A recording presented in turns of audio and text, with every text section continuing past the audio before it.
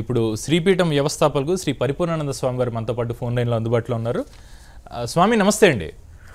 నమస్తే. మీరు కూడా ఈ సదస్సులో పాల్గొన్నట్టుగా మాకు సమాచారం ఉంది. అయితే ఈ సదస్సు యొక్క 26 తీర్మానాలు చేసింది కదా, అందులో ప్రధానంగా మనం ఇప్పుడు మాట్లాడుకుంటున్నది ఇతర సాంప్రదాయాలను విశ్వాసాలను పాటించే వాళ్ళని ప్రలోభపెట్టి బలవంతంగా మత మార్పిడులు నిరోధక చట్టాన్ని నాన్ బెయిలబుల్గా చేయాలి అన్నది ఒక ప్రధానమైన తీర్మానంగా కనిపిస్తోంది. దాని మీద మీ అభిప్రాయం ఏమిటంటారు? తప్పకుండా భారతదేశంలో 125 కోట్ల జనాభా ఇప్పుడున్నాం మనం.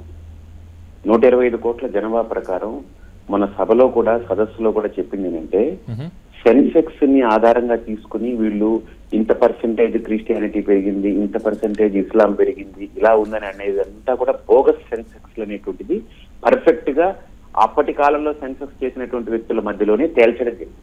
రెండోది, ఈ రోజు క్రైస్తవ మిషనరీలు అనేటువంటివి ఎందుకు మేము ఆ సదస్సు అక్కడ పెట్టాల్సి వచ్చిందంటే, అదే తిరుమల కొండ మీద మీరు గమనిస్తే ఒక వ్యక్తి బాహాటంగా ఒక క్రైస్తవ మత ప్రచారకుడు వెళ్లి ఆనంద నిలయాన్ని వెనకాల పెట్టుకుని, ఇక్కడ ప్రభువ ఒక సైతాన్ని పూజిస్తున్నారు వీళ్ళు, హిందువులు పాపం వీళ్ళు పాపులు, వీళ్ళు అమాయకులు, వీళ్ళకి తెలియట్లేదు, ఒక రాయిని ఒక సైతాన్ని పూజిస్తున్నారు ప్రభువ, త్వరలో దీన్ని నీ యొక్క అధీనంలోకి తీసుకుని ఈ పాపులందరినీ రక్షించి నీ భక్తులుగా మార్చుకో, నీ అనుచరులుగా మార్చుకోవాలి, ఇది త్వరలో ఇది మారిపోవాలని చెప్పి ఆయన మాట్లాడి బాహాటంగా యూట్యూబ్ లో పెట్టారు.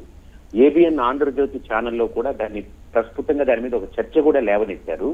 అప్పుడు ఇంకా మీ భారత్ టుడే ఇంకా రాలేదప్పుడు. సో ఆ చర్చ వచ్చి యూట్యూబ్ లో దాని మీద విపరీతమైన హల్చల్ చేస్తుంది.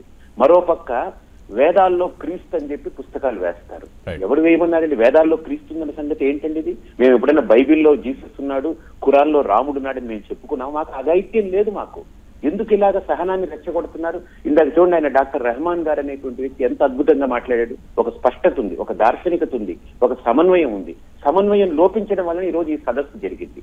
వాళ్ళు దాడి చేస్తున్నారు హిందూ ధర్మం మీద. ఇస్లాం కన్వర్షన్స్ అనేటువంటిది మీరు గమనిస్తే పాడేరు లాంటి ఏజెన్సీ ఏరియాల్లో 350 మదర్సాలు వచ్చేసాయి. అలాగే ఈస్ట్ గోదావరిలో ఎన్ని మదర్సాలు పెరుగుతున్నాయి? పెరగనివ్వండి, కానీ బలవంతంగా మతం మీదకి తీసుకొచ్చి మార్పిడి చేసి రకరకాల మార్పిళ్లకి లోను చేసి ఈ రోజు హిందూ ధర్మంలో మీరు 100 కోట్ల మంది హిందువులు ఉన్నారంటున్నారు. లేరు, 100 కోట్ల మంది లేరు. సెన్సెక్స్ తీస్తే చాలా శాతం తగ్గిపోయింది.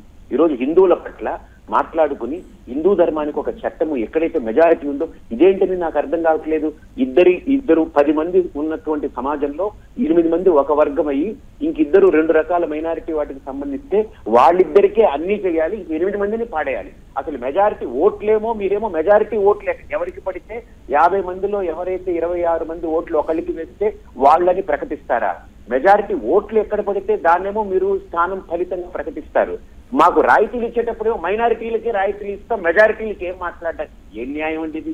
ఒక ప్రభుత్వం ఫార్మ్ అవ్వాలంటే మెజారిటీ ఓట్ల మీద, మెజారిటీ సీట్ల మీద ప్రభుత్వాన్ని ఫార్మ్ చేస్తారు. స్వామీజీ, ప్రభుత్వాలు ఇది ఏ దృష్టితో చూస్తున్నాయంటారు? అంటే ప్రభుత్వాలు కూడా ఏమైనా వైషమ్యాలను పాటిస్తుందంటారా? పూర్తిగా కేంద్ర ప్రభుత్వం కానీ, మా దృష్టిలో కేంద్ర ప్రభుత్వం కానీ రాష్ట్ర ప్రభుత్వం కానీ వివక్ష చూపుతున్నాయి హిందూ ధర్మం మీద. ఈవెన్ కేంద్ర ప్రభుత్వం కూడా చాలా చాలా గుడ్డెద్దులాగా, ఒంటెద్దు పోకల్లాగా రాష్ట్ర ప్రభుత్వాలు కేంద్ర ప్రభుత్వాలు రెండూ కూడా మా హిందూ ధర్మానికి ద్రోహం చేస్తున్నాయి, తీవ్ర ద్రోహం తలపెడుతున్నాయి.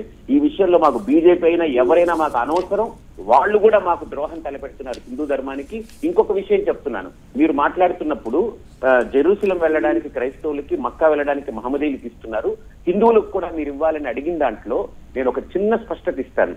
మాకు రాయితీ ఇవ్వడం మాట ఒక పక్కన ఉంచండి. ఫస్ట్ థింగ్, మాకు ఒక పుష్కరాలు అయితే లేదు ఏదైనా ఒక పండుగ అయితే మాకు సర్ఛార్జీలు వేసి వడ్డిస్తున్నారండి. బస్సుల మీద 10 రూపాయలు సర్ఛార్జీ, ట్రైన్ మీద సర్ఛార్జీ. ఏంటండి ఇది? ఎక్కడ ద్రోహం అండి? మాకు రాయితీ ఇవ్వకపోగా మైనారిటీ వాళ్ళకి రాయితీలు ఇస్తూ మా అందరికి సర్ఛార్జీలు వేసి మా నడ్డి వెరగొడతారా? నేను మొన్న పుష్కరాల్లో గట్టిగా గొంతెత్తి టీవీ ఛానళ్ల ద్వారా మొత్తం మొత్తుకుంటే 2 రాష్ట్ర ప్రభుత్వాలు అప్పుడు ఆర్టీసీ సర్ఛార్జీలు మానుకున్నాయి వాళ్ళు. అలాగనే టోల్ గేట్లు పెట్టి మా దగ్గర వసూలు చేస్తారు. టోల్ గేట్లు కూడా ఎక్కువ రేటు పెట్టి పుష్కరాలు అప్పుడు వసూలు చేసి కొన్ని 5 కిలోమీటర్లు 20 కిలోమీటర్ల మేర పొడుగు లైన్లన్నీ ఆగిపోయి అక్కడ జనాలకి తిండి లేక చాలా ఇబ్బందులు పడ్డారు టోల్ గేట్ల దగ్గర ఆపేసి. ఏంటండి మా ధర్మం మీద ఇంత దాడి జరగడం ఏంటండి? ప్రభుత్వాలు పనిగట్టుకుని, కేంద్ర ప్రభుత్వం కూడా అలానే చేస్తుంది, రాష్ట్ర ప్రభుత్వం కూడా అలానే చేస్తుంది. ఇంకొకటి చెప్తున్నాను, జెరూసలం బయట దేశంలో ఉందని అంటున్నారు, మక్కా బయట దేశంలో ఉందని అంటున్నారు.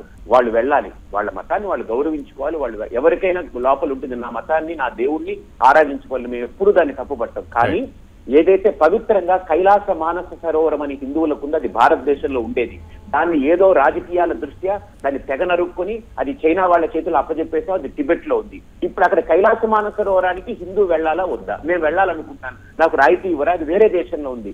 నా దేశంలో అంతర్భాగమైనటువంటి నా దేవుణ్ణి వేరే దేశానికి రాజకీయ కోణాలతో అప్పచెప్పుకుని ఇప్పుడు మనం బయటకు వచ్చేసి మన దేవుణ్ణి బయట దేశాలకు ఇచ్చేసుకుని ఇప్పుడు ఆ దేశానికి వెళ్ళడానికి నేను ఇప్పుడు ఒక సగటున ఒక హిందూ ₹1,00,000 ఖర్చు పెట్టుకుని వెళ్ళాలండి. ఎంతమందికి అవుతుంది అది? ఇవ్వమనండి అందరికీ. నేను కాశీకి అడగట్లేదు, బద్రీనాథ్కి అడగట్లేదు, అవి ఏం అక్కర్లేదు. మాకు సర్ఛార్జీలు వేయకుండా చేయండి. అలాగనే మేము కైలాస మానసరోవర్ ఎలా అంటే మాకు రాయితీ కల్పించండి. ఈ రోజు రేపు పాకిస్తాన్ చేతుల్లోకి మన కాశ్మీర్ ని కూడా అప్పచెప్పేలాగున్నారు వీళ్ళందరూ వైఖరి చూస్తే.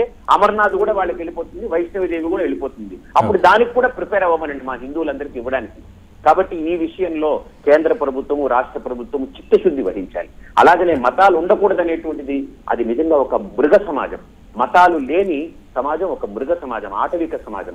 మతం అనేది ఒక సంస్కారాన్ని ఇవ్వాలి, సహనాన్ని నేర్పాలి, క్రమశిక్షణనివ్వాలి, ఒక నిబద్ధతనివ్వాలి, ఒక నిజాయితీకి కట్టుబడేలా నేర్పాలి. ఇవన్నీ కూడా మతం నేర్పేటువంటిది. మతం కంటే ఇంకొక మాట కూడా మీరు భారత్ టుడే ద్వారా నేను చెప్పదలుచుకున్నాను మీ అందరి సమస్యల్లో.